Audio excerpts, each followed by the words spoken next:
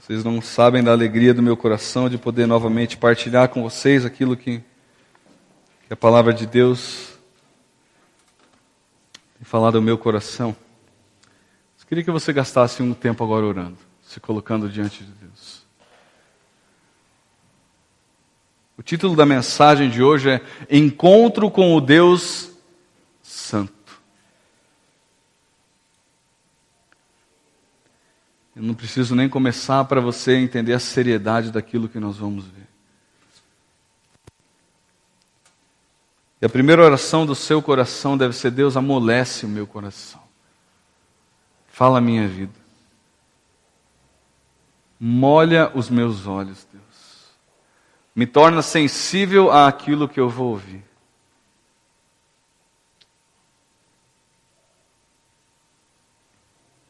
Queria pedir que você orasse pela minha vida também.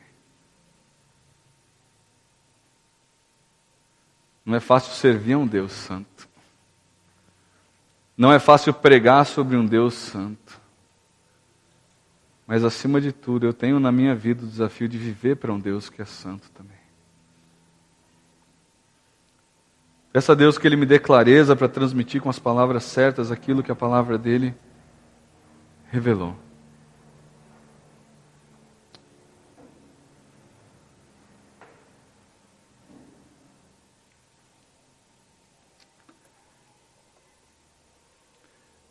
Em nome de Jesus que nós oramos, Deus. Amém.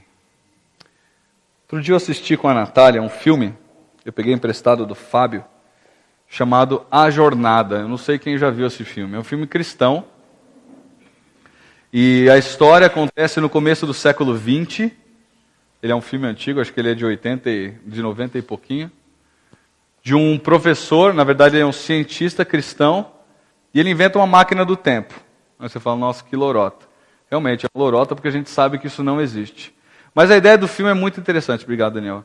A ideia do filme é muito interessante porque quando ele constrói essa máquina do tempo, ele vai para o futuro para ver como as pessoas estão se relacionando com Deus. E quando ele volta, ele conta isso para outro professor extremamente alarmado, de ver como no futuro as pessoas abandonaram completamente a Deus. É um filme que vale a pena você assistir. O Fábio pode emprestar para todos vocês. Fiquem tranquilos, R$10 cada locação, ele acabou de falar para mim aqui. Eu tenho 34 anos de idade, eu não me considero uma pessoa muito velha, já estou caminhando aí para um segundo estágio, mas eu tenho 34 ainda. E nesses 34 anos eu consigo enxergar hoje e ver um pouco hoje como Deus tem sido cada vez mais desprezado, cada vez mais zombado, cada vez mais debochado por aqueles que não são cristãos. Mas não só isso, como os próprios cristãos têm firmado compromissos cada vez mais vazios com Deus. A gente olha as situações e aí vê milhares de cristãos e muitos estão lá pelo oba-oba, não levam nem a Bíblia. E eu fico pensando, se isso me choca, eu fico imaginando as pessoas mais velhas. Pessoas que viveram décadas a mais do que eu. Eu penso nos meus pais, eu penso nos meus avós. Hoje só a minha avó é viva. E eu lembro que com frequência a minha avó, ela reclamava de algumas coisas na igreja, e uma delas era reverência. Ela falava, eu não vejo mais reverência hoje para Deus. E aí quando eu lembrei desse negócio da reverência, me chocou ainda mais, porque outro dia eu fui numa igreja ver o batismo de um primo da Natália, por consequência é meu primo hoje. E duas coisas me chamaram a atenção naquela igreja. A igreja tem uma frequência de mais ou menos 3.500 pessoas por domingo. A primeira delas foi durante o louvor. A dirigente de louvor, em certo momento, ela virou e falou assim, agora a gente vai cantar uma música mais alto astral. Eu olhei para a cara da Natália e falei assim, Natália, eu só não vou embora porque o seu primo vai se batizar hoje. E a Natália, felizmente, ela já tem a mesma cultura. Eu não sei se isso é bom ou é ruim, mas ela tem a mesma cultura que eu já. Já consegui contaminar ela nesse sentido. Ela queria ir embora também. E aí na hora que foi começar, que o pastor foi pregar, ele falou assim, eu quero pedir que vocês todos fiquem em pé em reverência à palavra de Deus. Aí eu, nossa, né? Então todo mundo, ele falou, ninguém sentado. Ele falou até meio bravo, ninguém sentado. E as tias, avós da Natália, que tem mais de 80 anos, todas tiveram que levantar para a leitura do texto. E depois que a gente leu o texto, a gente sentou, e aí a primeira coisa que ele falou assim, eu fiquei admirado com o Papa essa semana. Eu falei, não é possível. Eu falei, Natália, eu só não vou embora por causa do seu primo mesmo. Né? Eu fiquei indignado com aquilo. Eu falei, gente, as pessoas estão perdendo a noção do que é um relacionamento com Deus. E a gente vai entrar num texto hoje. A gente não vai entrar nos 10 mandamentos, a gente vai entrar em Êxodo capítulo 19. Eu vou pedir para você abrir a sua Bíblia aí. E eu achei interessante, na verdade eu até falei para o Esdras, quando ele pediu o título da mensagem, eu coloquei que a gente entraria nos 10 mandamentos. Mas estudando o texto, eu falei, não dá para a gente entrar ainda. Porque Moisés gasta um capítulo inteiro falando da preparação que Deus exigiu do povo para que ele se manifestasse ao povo. E eu fiquei pensando, eu não vou entrar direto nos 10 mandamentos, eu vou entrar na preparação. Porque eu preciso entender o que é essa preparação que Deus pede do seu povo. Então, nas últimas semanas, à medida que eu tenho estudado os 10 mandamentos, eu tenho mexido muito com a minha vida. Como que tem sido o meu relacionamento com Deus? Qual que é a minha reverência com Deus? O que eu considero Deus? Eu não sei se vocês têm aberto a caixa de e-mail, espero que vocês não tenham mandado meu e-mail para o spam, mas eu tenho mandado várias mensagens para vocês. E algumas delas parece que é Deus apontando o dedo na minha cara, dizendo, Henrico, pensa nisso. Tem recebido essas mensagens, Cis? Tem? Não apagou direto, você lê antes, né? Que bom, continue assim. Continue assim. E o resultado disso é que eu tenho desfrutado, felizmente, de uma melhora no meu relacionamento com Deus. Mas lendo um texto desse, eu penso assim, gente, ainda tem muito a melhorar na minha vida. E esse capítulo 19 nada mais é do que a preparação que Deus faz do povo para ele receber a lei mosaica. Então há vários aspectos nesse texto que têm implicações muito práticas e muito sérias para a minha vida e para a sua vida. Eu queria ler com você esse texto, eu vou projetar aqui. Você pode acompanhar comigo. Êxodo capítulo 19, nós vamos ler todos os versículos de 1 a 25. No dia em que se completaram 3 meses que os israelitas haviam saído do Egito, chegaram ao deserto do Sinai. Depois de saírem de Refidim, entraram no deserto do Sinai, e Israel acampou ali diante do monte. Logo Moisés subiu o monte para encontrar-se com Deus. E o Senhor o chamou do monte, dizendo, diga o seguinte aos descendentes de Jacó e declare aos israelitas.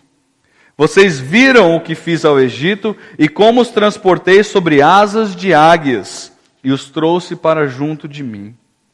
Agora, se me obedecerem fielmente e guardarem a minha aliança, vocês serão o meu tesouro pessoal dentre todas as nações. Embora toda a terra seja minha, vocês serão para mim um reino de sacerdotes e uma nação santa. Essas são as palavras que você dirá aos israelitas. Moisés voltou, convocou as autoridades do povo e lhes expôs o que o Senhor o havia mandado falar. O povo todo respondeu unânime, faremos tudo o que o Senhor ordenou. E Moisés levou ao Senhor a resposta do povo. Disse o Senhor a Moisés, virei a você numa densa nuvem, a fim de que o povo, ouvindo-me falar-lhe, passe a confiar sempre em você. Então Moisés relatou ao Senhor o que o povo lhe dissera. E o Senhor disse a Moisés, vá ao povo e consagre-o hoje e amanhã. Eles deverão lavar as suas vestes e estar prontos no 3º dia, porque nesse dia o Senhor descerá sobre o monte Sinai, à vista de todo o povo. Estabeleça limite em torno do monte e diga ao povo, tenham o cuidado de não subir ao monte e de não tocar na sua base. Quem tocar no monte, certamente será morto. Será apedrejado ou morto a flechadas. Ninguém deverá tocá-lo com a mão. Seja homem, seja animal, não viverá. Somente quando a corneta soar um toque longo, eles poderão subir ao monte. Tendo Moisés descido do monte, consagrou o povo e eles lavaram as suas vestes. Disse ele então ao povo: preparem-se para o terceiro dia, e até lá não se acheguem à mulher. Ao amanhecer do terceiro dia, houve trovões e raios, e uma densa nuvem cobriu o monte. Uma trombeta ressoou fortemente. Todos no acampamento tremeram de medo. Moisés levou o povo para fora do acampamento para encontrar-se com Deus, e eles ficaram ao pé do monte. O monte Sinai estava coberto de fumaça, pois o Senhor tinha descido sobre ele em chamas de fogo. Dele subia a fumaça como que de uma fornalha. Todo o monte tremia violentamente, e o som da trombeta era cada vez mais forte. Então Moisés falou, e a voz de Deus lhe respondeu. O Senhor desceu ao topo do monte Sinai e chamou Moisés para o alto do monte. Moisés subiu e o Senhor lhe disse: desça e alerte o povo que não ultrapasse os limites, para ver o Senhor e muitos deles pereçam. Mesmo os sacerdotes que se aproximarem do Senhor devem consagrar-se, senão o Senhor os fulminará. Moisés disse ao Senhor: o povo não pode subir ao monte Sinai, pois tu mesmo nos avisaste, estabeleça um limite em torno do monte e declare-o santo. O Senhor respondeu: desça e depois torne a subir acompanhado de Arão. Quanto aos sacerdotes e ao povo, não devem ultrapassar o limite para subir ao Senhor, senão o Senhor os fulminará. Então Moisés desceu e avisou o povo. Deus, obrigado pela tua palavra, Deus. Nós nos colocamos diante do Senhor como aprendizes. E há tanta coisa, Deus, nesse texto para falar para a minha vida e para a vida dos meus irmãos amados aqui. Nós pedimos, Deus, fala ao nosso coração. Amolece, Deus, o nosso coração. Queremos ouvir a tua voz, queremos ouvir a tua orientação e queremos sair daqui diferente de como entramos, Deus. Fala a nós. Em nome de Jesus. Amém. Esse capítulo tem bastante a ensinar para a sua vida e para a minha vida. E a minha oração tem sido para que Deus nos desafie a um relacionamento mais reverente e mais próximo dele. À medida que nós abandonamos as práticas que ofendem a ele e escolhemos obedecer às suas instruções. Primeira coisa que eu vejo nesse texto, pode colocar para mim, Bruno, é a promessa de Deus. Eu tentei colocar todos com P, você vai ver que o último eu não consegui achar uma palavra com P, então falhou o meu... Como é que chama isso? Não é acróstico, é uma técnica mnemônica de memorização. Mas os primeiros todos são com P, então vai ser mais fácil você decorar. Se você olhar no começo do capítulo, e você ler os 2 primeiros versículos, só lendo os 2 versículos, você vai passar batido por uma coisa muito interessante. O texto nos diz que 3 meses depois que eles saíram do Egito, o povo havia chegado a que monte? Qual era o nome do monte? Qual? Sinai. Está todo mundo com medo de falar. Não precisa ficar com medo de falar, não. Monte Sinai. Agora, isoladamente, essa informação é uma informação de pouca relevância para você e para mim. Ela só tem uma relevância o quê? Geográfica, certo? Só para dizer onde ele estava. Mas aí que entra a beleza de você estudar a palavra de Deus e garimpar para saber o que ela está falando. Se você olhar no capítulo 3 de Êxodo, volta aí. Capítulo 3 é quando Deus se encontra com Moisés na sarça ardente. E esse capítulo vai revelar para a gente uma coisa que é de muita importância aqui. No versículo 1 do capítulo 3, nós lemos o seguinte: Moisés pastoreava o rebanho do seu sogro Jetro, que era sacerdote de Midian. Um dia levou o rebanho para o outro lado do deserto e chegou a Horebe, o monte de Deus. Parênteses, Horebe e Sinai é a mesma coisa. Tá? Então quando a gente fala em Monte Horebe e Monte Sinai, nós estamos falando no fundo o monte de Deus. Tá? É a mesma coisa. Em árabe ele é chamado de Jebel Musa, se você quiser anotar isso, que é um monte de Moisés. Agora, se você olhar para um outro versículo, olha para o versículo 12 desse mesmo capítulo. Nós já olhamos então a primeira informação, que o povo havia chegado no local onde Deus havia falado com Moisés. Isso por si só já é uma informação interessante. Mas olha o versículo 12. Nesse versículo Deus faz uma promessa a Moisés. Ele diz assim: estarei com você. Estarei com você, ponto. Esta é a prova de que sou eu quem o envia.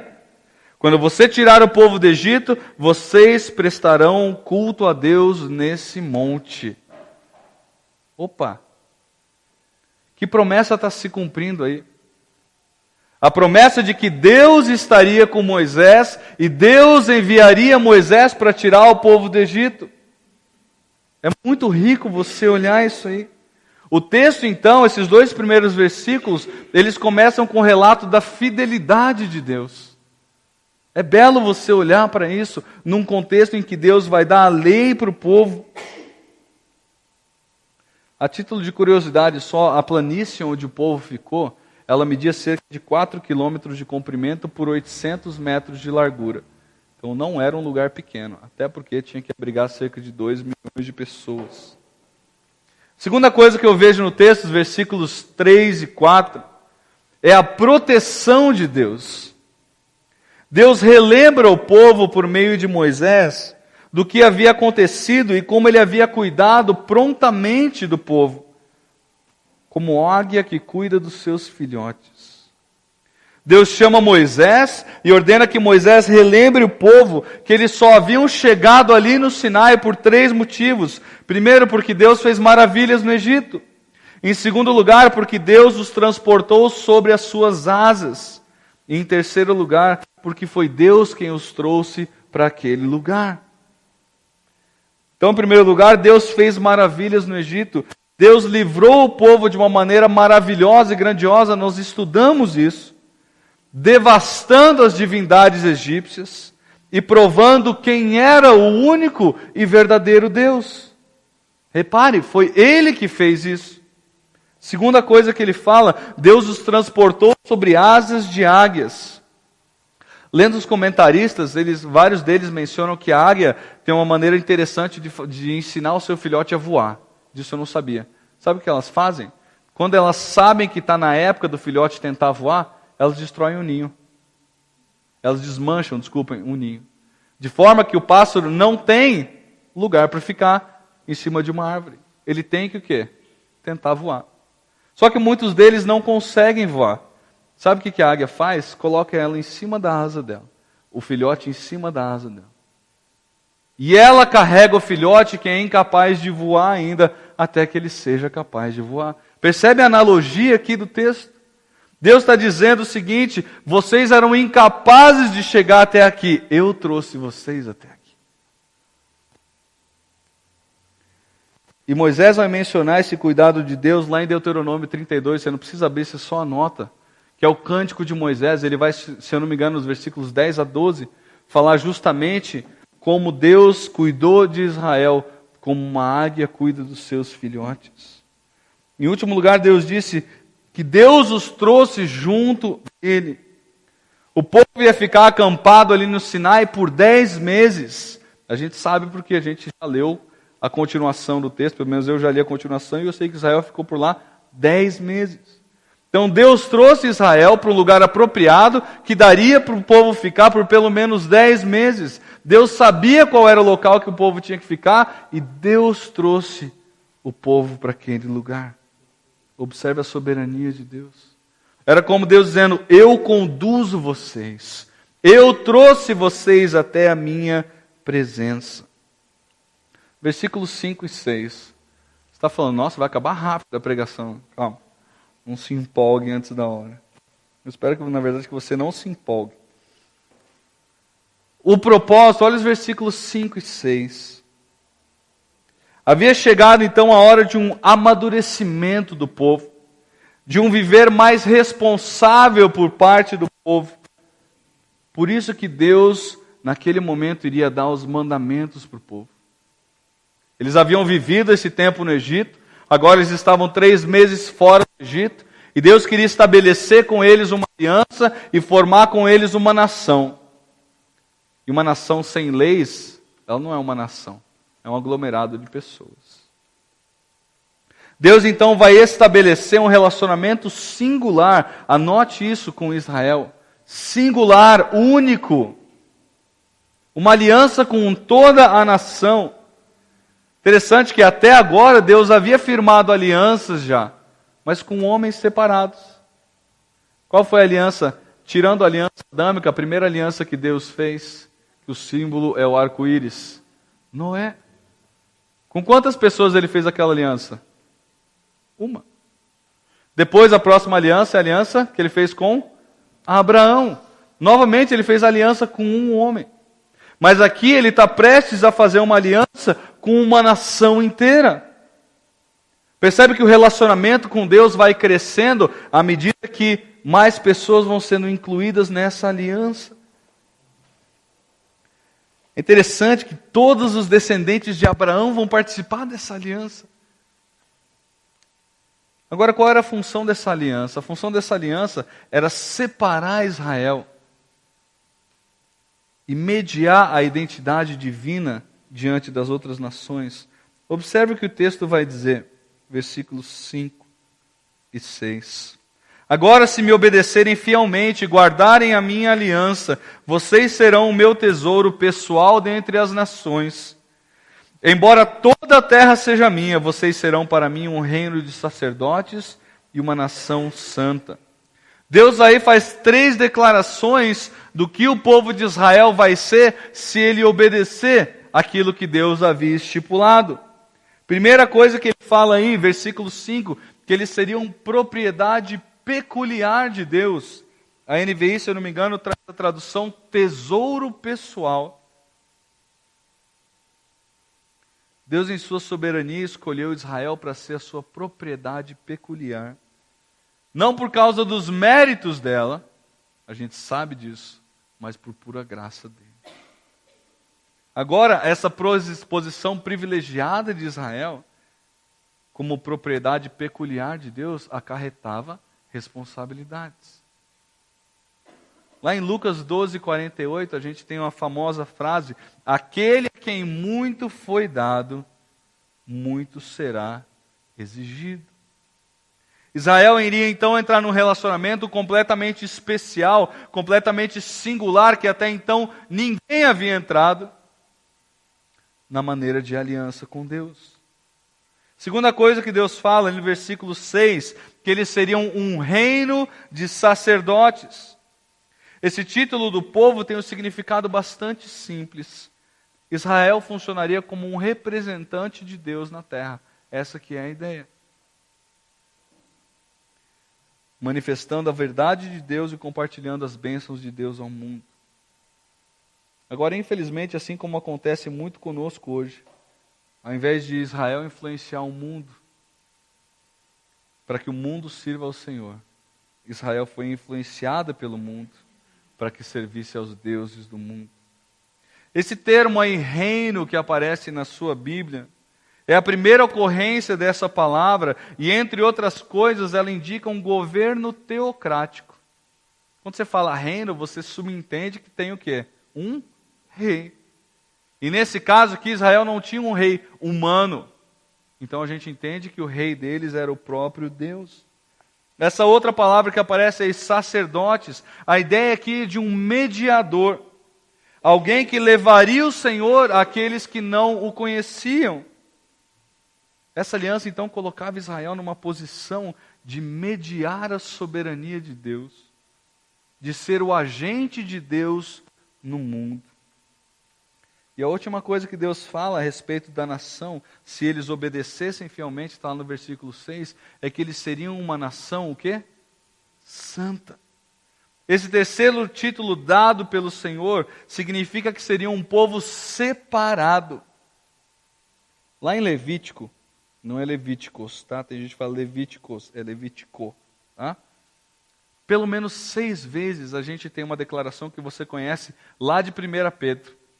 Consagrem-se e sejam santos, porque eu sou santo. O livro de Levítico é permeado dessa afirmação. O que Deus está dizendo aqui é que cada área da vida de Israel deveria ser governada pelo fato de que essa nação não era como as outras nações. Comidas, vestes, casamento, adoração, todos os preceitos que Deus vai passar para eles. Os israelitas, então, obedecendo às leis de Deus, eles se tornariam totalmente diferentes das outras nações ao redor deles. Porque eles viveriam segundo os padrões de Deus, não segundo os padrões da época. Israel, então, se tornaria um testemunho vivo de Deus para o mundo, do privilégio que era viver sob o governo de Deus. Agora, antes de nós continuarmos no texto de hoje, eu queria que você parasse e pensasse um pouco. Pedro, inspirado por Deus, ele repetiu as mesmas palavras usadas aqui no versículos 5 e 6, direcionando elas para você e para mim. Nação santa, reinos sacerdotes e propriedade exclusiva de Deus. Nós cantamos isso, por isso que eu escolhi essa música hoje. Então a mesma responsabilidade que estava nos ombros de Israel, ela se encontra nos seus ombros hoje como filho de Deus. Obviamente, os mesmos privilégios que estavam nos ombros deles estão nos nossos ombros hoje. Mas eu queria que você pensasse nisso. O fato de nós termos um relacionamento pessoal com Deus traz inúmeras responsabilidades para você e para mim. E Deus está dizendo, se vocês me obedecerem, vocês vão ser essas coisas.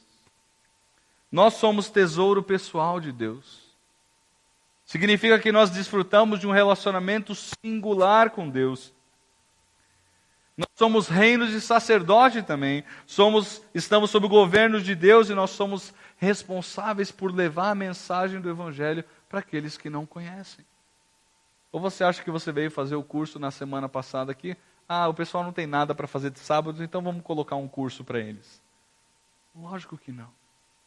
Você e eu temos uma responsabilidade. Aliás, nós pregando, nós já falamos sobre isso. Se não precisasse pregar o Evangelho aqui, eu já estaria na presença de Deus. Eu só estou na terra aqui porque Deus quer me usar para pregar o Evangelho para o próximo. Em último lugar, nós somos uma nação santa também.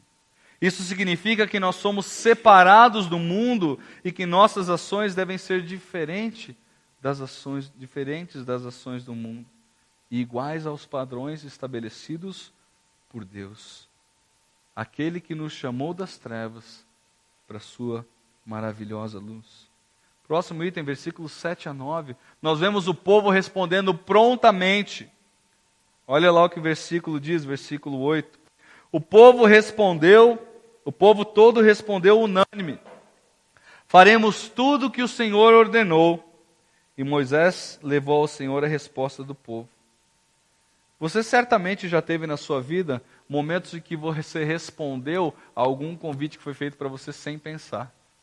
Concorda comigo? Ou que você não analisou aquela proposta que foi feita para você antes de você assinar um contrato ou alguma coisa assim. Alguém já passou por isso? Se você é casado, você já passou por isso, que você não tinha nem dimensão do que era ser casado quando você fez os votos que você fez. É verdade ou não é verdade? É? Não é verdade? E a gente gosta de cobrar com o outro, né? Viu? Você falou que era inclusive nesses momentos. E a gente tem dificuldade justamente nos momentos difíceis. Às vezes é um juramento de faculdade, você que já é formado na faculdade, né? Médico que faz tem um juramento de ética, né? Uma série de coisas aí. Pessoal do direito também. E aí quando você para ver, você fala, cara, o que eu fiz? Eu prometi uma coisa que eu não sei se eu consigo dar conta de fazer. Pela graça de Deus, o casamento é pela graça dele mesmo, né? E ele que ajuda a gente aqui. Mas eu não duvido que Israel não quisesse estabelecer com Deus uma aliança. Mas eu acho que, até por causa dos benefícios, óbvio, né? Você, quando a coisa é benéfica para você, opa, sim, estou dentro, o que eu tenho que fazer? Israel olhou para os benefícios. Quem não quer ser propriedade peculiar de Deus? Quem não quer ser nação santa? Quem não quer ser reino de sacerdotes? Entretanto, e eu queria que você pensasse nisso, isso tem uma aplicação prática para a sua vida e para a minha vida. Eu creio que muitas vezes acontece na nossa vida, e eu creio que aconteceu com o povo de Israel aqui.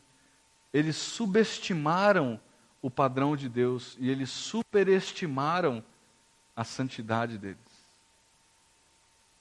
Eles achavam que os padrões de Deus não eram tão altos como Deus vai revelar que são. Eles achavam que a pecaminosidade deles não era algo tão evidente quanto eles iam descobrir que era. Aliás, um comentarista que eu li, ele fala que nós falhamos em reconhecer a nossa pecaminosidade e a santidade de Deus com frequência. Muitas vezes você e eu saímos do culto aqui com aquele incentivo de mudar aquilo que nós percebemos que está errado. Mas se eu não olhar para a santidade de Deus e para a pecaminosidade do meu coração, esse incentivo vai durar apenas o tempo necessário para a minha carne se manifestar naquilo que eu acabei de falar no culto que eu não queria mais fazer para Deus. Queridos, a mudança, ela se baseia numa mudança de coração. Ou melhor, a transformação de vida, ela se baseia numa mudança de coração, de mente. Quando você e eu somos convencidos de que o pecado ofende escancaradamente a Deus, e de que pelas nossas próprias forças, ou seja, sem a intervenção de Deus, a mudança ela vai ser simplesmente temporária. A Maria Eduarda está pequena, ainda daqui a pouco ela vai crescer. E vocês vão perceber que se o coração dela não mudar, ela vai repetir as mesmas coisas vez após vez, mesmo vocês dizendo não faça isso. Isso aqui é um exemplo de como o coração muda rapidinho, é o dedo na tomada. Né? Você fala para a criança, não faz isso, que isso não vai ser bom para você. Entra por um, sai pelo outro. Quando ela tem a experiência de que aquilo machuca ela, entrou na mente, entrou literalmente, né? Entrou, o choque passou por tudo, ela aprendeu a lição. Você e eu precisamos entender que o nosso pecado ele ofende a Deus. E que nós temos um potencial dentro de cada um de nós para pecar que é absurdo. Que é igual àquele pessoa que não é salva. A diferença é que ele tem a opção de não pecar, ele não tem. Em Josué capítulo 24, você abra para mim, por favor, a sua Bíblia. E com isso eu quero basear aquilo que eu acabei de falar, que eu acho que o povo não estava realmente prestando atenção ou considerando todos os aspectos daquilo que Deus havia falado. Josué 24 é o último discurso de Josué antes dele morrer. E a gente conhece essa passagem quando ele fala que eu e a minha casa serviremos ao Senhor. Só decora essa parte do texto. Né? Você já leu a continuidade do texto? Você já viu o que Josué vai falar para o povo? Olha comigo. Versículo 15. Começa aquele versículo que a gente conhece lá. A minha versão diz assim: se porém não lhes agrada servir ao Senhor, escolham hoje a quem irão servir.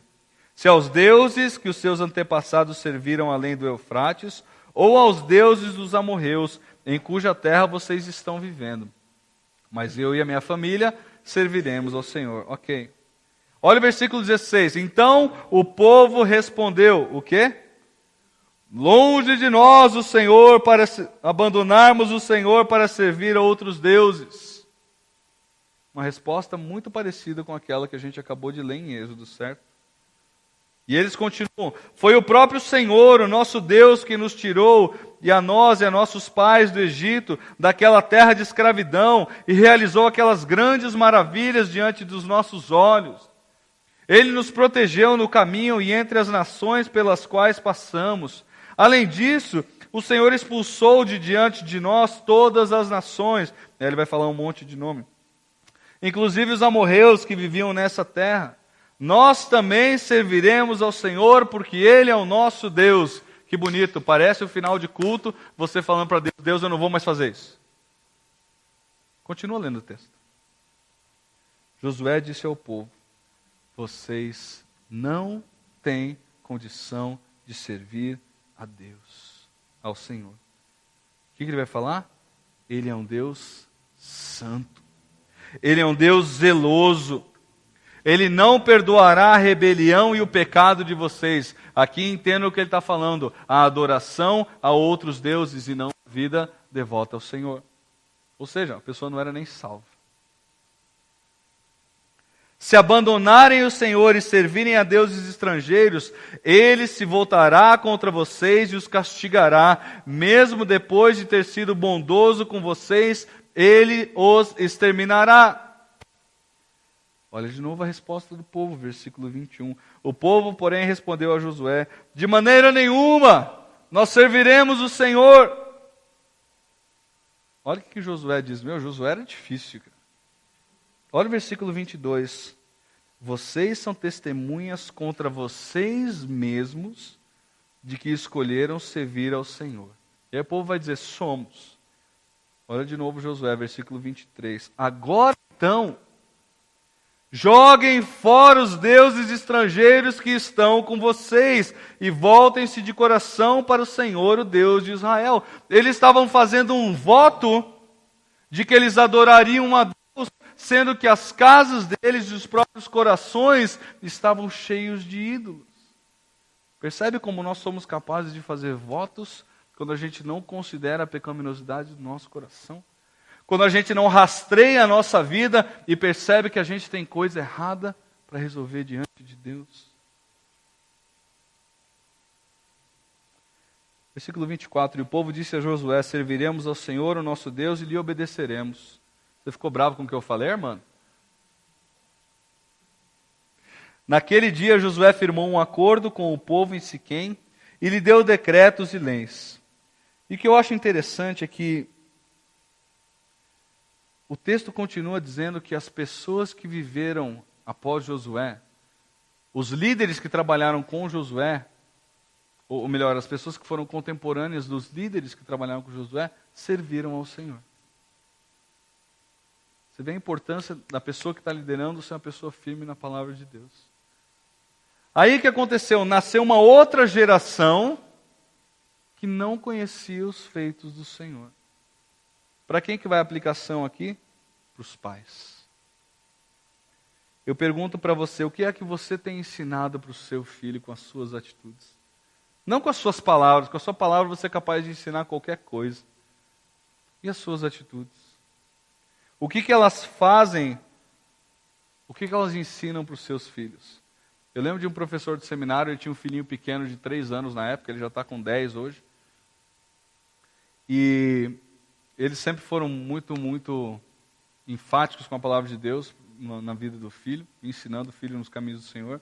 E certo dia eles estavam voltando da igreja, e o filhinho era pequeno, e ele ficou de pé entre os 2 bancos, né? Sabe a criança que fica de pé, ainda cabe de pé no carro. E abraçado nos 2 bancos assim. E os pais começaram a brigar, a discutir os dois.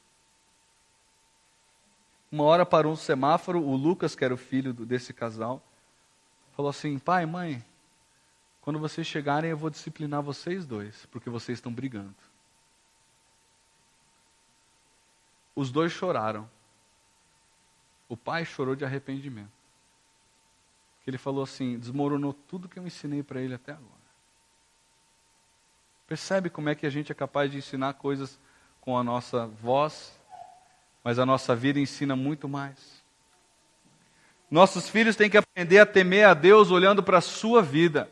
O seu filho tem que aprender a temer a Deus olhando para a sua vida. Você é o maior exemplo dele. Mãe, pai. Vocês são.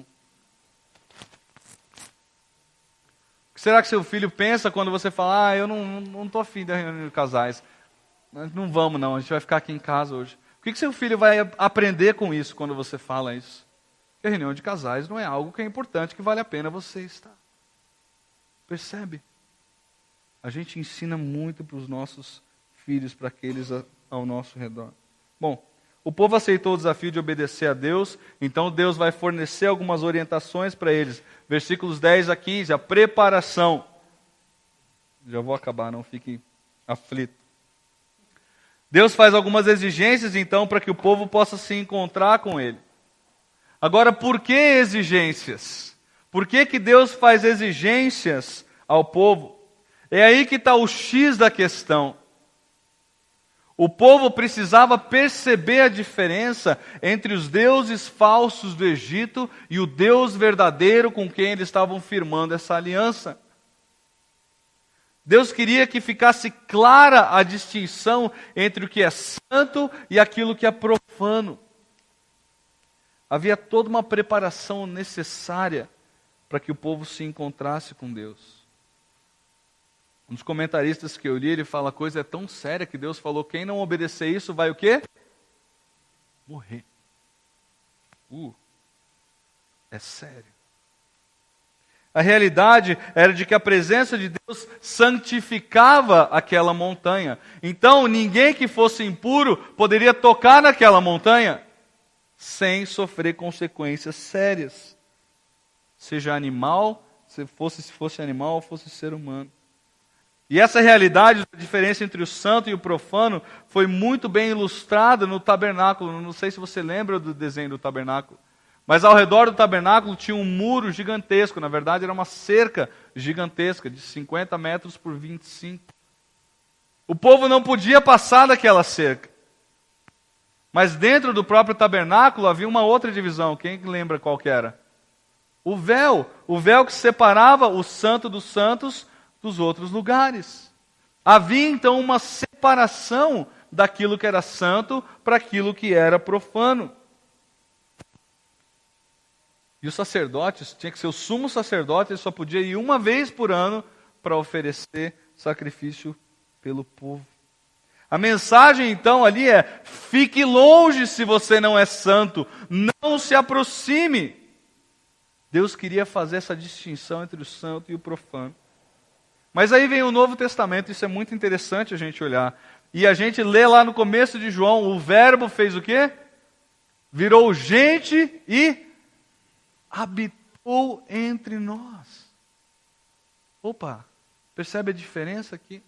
Naquele momento em Êxodo, Deus está dizendo: não se aproximem porque eu sou santo. Não que Jesus tenha deixado de ser santo, não é isso. De jeito nenhum. Mas Jesus veio e o nome dele é Emanuel, Deus conosco. Deus tendo um relacionamento próximo com aqueles que querem adorá-lo. Mas é aí que se encontra o problema, não com a mensagem, mas com a gente. Por vezes nós não consideramos a santidade de Deus e a nossa pecaminosidade. E nós achamos que, mesmo em pecado, nós podemos cultuá-lo, nós podemos adorá-lo. Não! Nós não podemos. É por isso que todo culto, quando a gente vai começar, eu falo: avalie o seu coração. Não é um clichê isso aqui. Não é algo que eu aprendi no seminário, faça isso. Não, ninguém nunca me ensinou isso no seminário. É uma convicção pessoal que eu tenho de que cada um de nós precisa examinar o nosso coração antes dessas coisas acontecerem, antes de nós cultuarmos a Deus. Se a gente faz isso na ceia, por que eu não vou fazer isso num culto?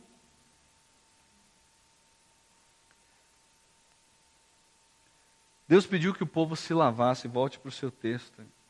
Trocasse as suas roupas e se abstivesse de todo relacionamento sexual durante aqueles 2 dias.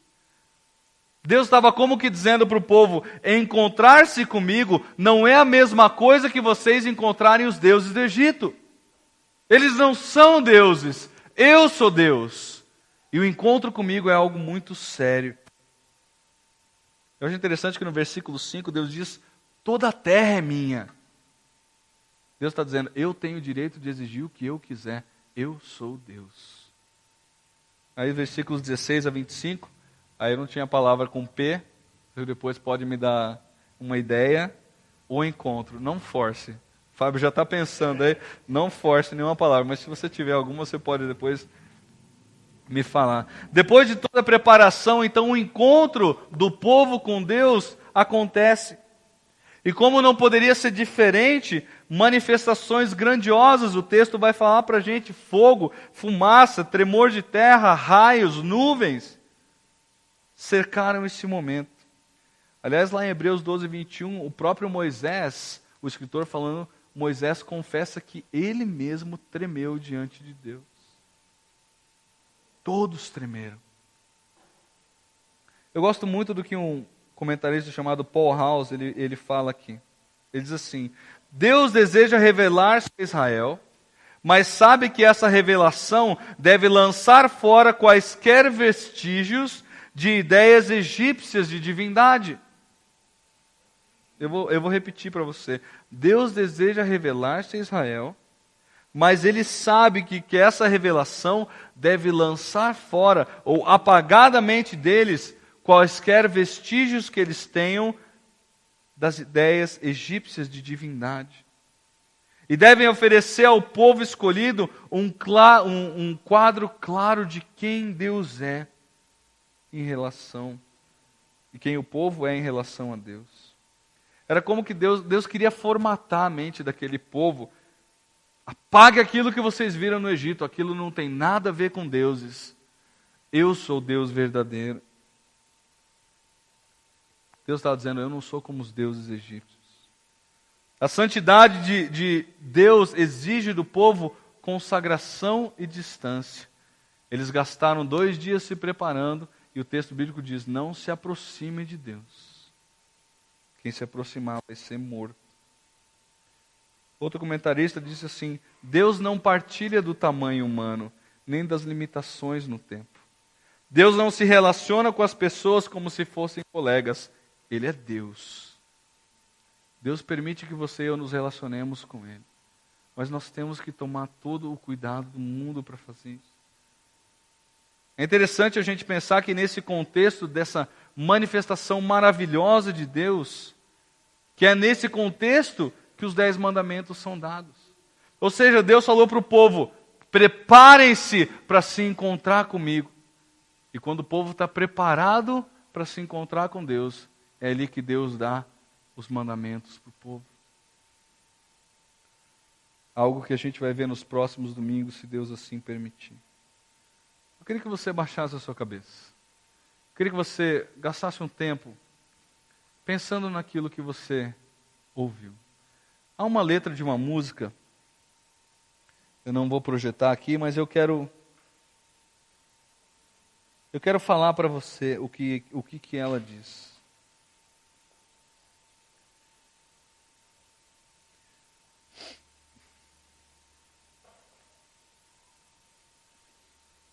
Enquanto eu procuro aqui, eu queria que você gastasse um tempo orando ao Senhor, se colocando diante dEle.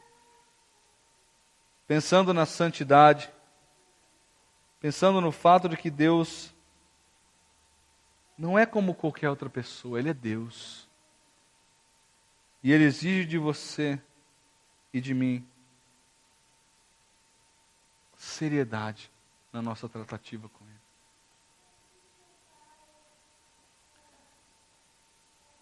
A letra que eu queria falar para vocês, é algumas partes dela, só que eu vou ler que eu acho que são interessantes.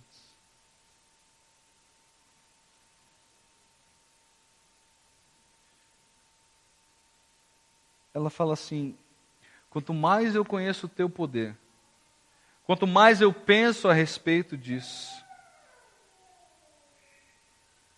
eu fico me perguntando quantas são as vezes que eu falo e canto sobre o seu nome sem reverência. Quantas vezes eu chego diante de ti, Senhor, sem temor ou sem qualquer tipo de admiração. E eu clamo ao Senhor simplesmente por aquilo que o Senhor é capaz de me dar, e não por aquilo que o Senhor é. E aí o refrão dessa música diz, Deus não permita que eu me sinta tão próximo do Senhor, que eu pense de ti menos do que o Senhor realmente é. Deus não permita que eu fale do Senhor em vão, sem uma humilde reverência no meu coração. Não permita, Deus. Não permita, Deus. E aí uma outra frase, ela fala assim, embora o Senhor seja mais próximo que um irmão, o Senhor é mais do que um amigo para mim. Eu não sei qual tem sido a sua atitude diante de Deus. Eu não sei como você tem considerado o seu relacionamento com Deus. Mas esse texto de hoje traz para você e para mim a ideia de que relacionamento com Deus é algo muito sério.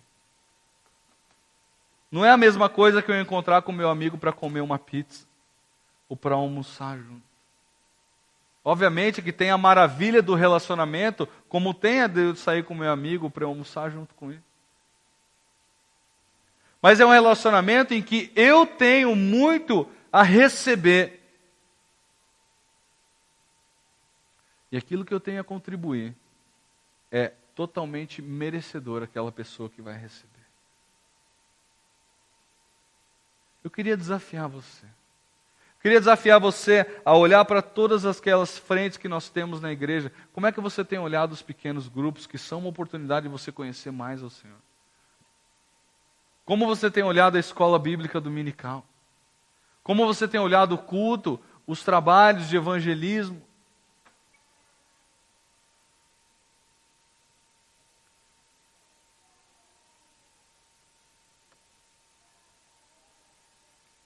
Queridos, esse Deus maravilhoso, Ele se relaciona com você e comigo. Mas nós não podemos jamais banalizar a importância e a seriedade desse relacionamento. E eu queria dizer para você que toda vez que você peca, toda vez que eu peco, nós estamos banalizando esse relacionamento tão maravilhoso que nós temos com Deus. O povo tinha que se lavar. O povo tinha que trocar as suas vestes, porque eles iam se encontrar com Deus que era santo. Hoje você e eu tomamos banho a toda hora. A questão é como é que está o seu coração. Como é que ele chega para a adoração ao Senhor? Como é que ele chega para a comunhão com o Senhor? Mas não só aqui na igreja, como é que ele está durante o seu dia?